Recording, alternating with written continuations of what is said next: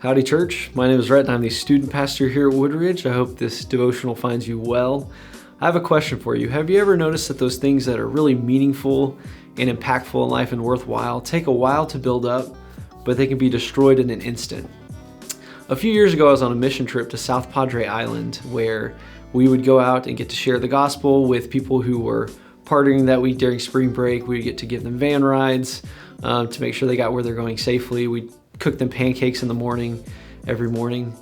But while we were on the beach sharing the gospel with different people and approaching them, some of our group would spend some time building these really intricate and beautiful sandcastles with different Bible verses on them, pictures of Jesus on the cross, just incredibly beautiful artwork. And it would take hours and hours and hours to craft this perfect sandcastle.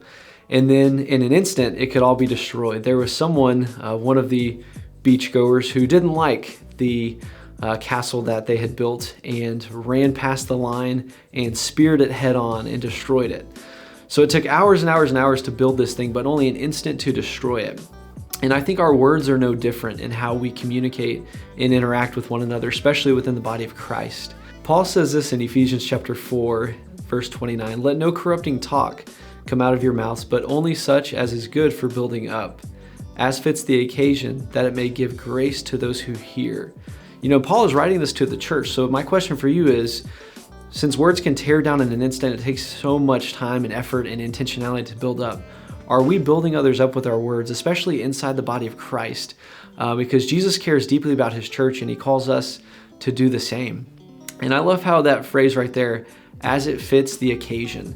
See, our words shouldn't just be kind as a general statement. I mean, we should be doing that, but we should be intentional about, when we're building up this person, we do it in a certain way. And when we're building up our brother or our mom or something like that, we do it in this way. The NIV says this way, building others up according to their needs. So we build up according to that individual. We intentionally build others up just by knowing them and what will fit that occasion. So there's been studies that say that it takes 3 to 5 positive interactions in order to overcome a negative interaction. So 3 or 5 positive statements in order to overcome a negative one. And as I think about my life and those negative voices and negative words that I've heard, it does take 3 to 5. It takes a lot to overcome and build up, where it takes just one instant to build down, or to tear down rather, just like that sandcastle.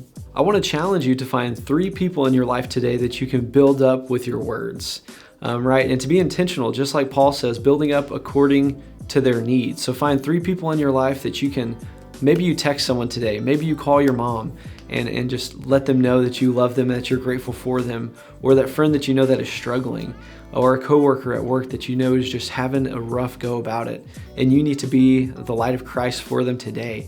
So let's seek to build his church up today.